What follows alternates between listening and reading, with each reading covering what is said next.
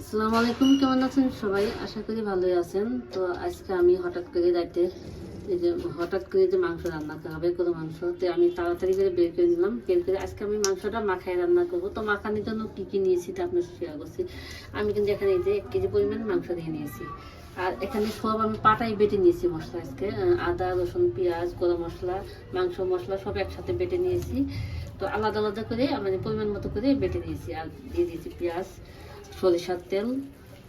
সরিষার তেল দিয়ে আজকে মাখায় রান্না করবো। দিয়েছি দারচিনি, এলাচ। এখন আমি এতে মাখায় রান্না করবো আজকে। স্বাদ মতো লবণ দিয়ে দিয়েছি।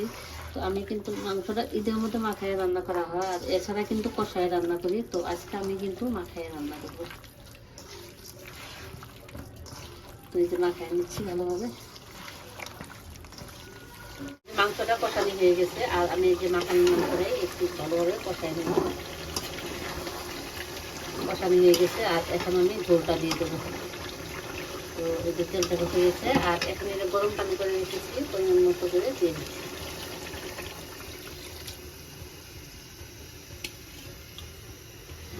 তো ঝোলটা দিয়ে দিলাম।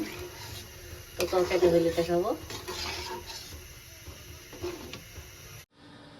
এই তো আমার মাংসটা হয়ে গেছে। তো আজকে গরু মাংস কিন্তু মাখায় রান্না করে নিয়ে নিয়েছি।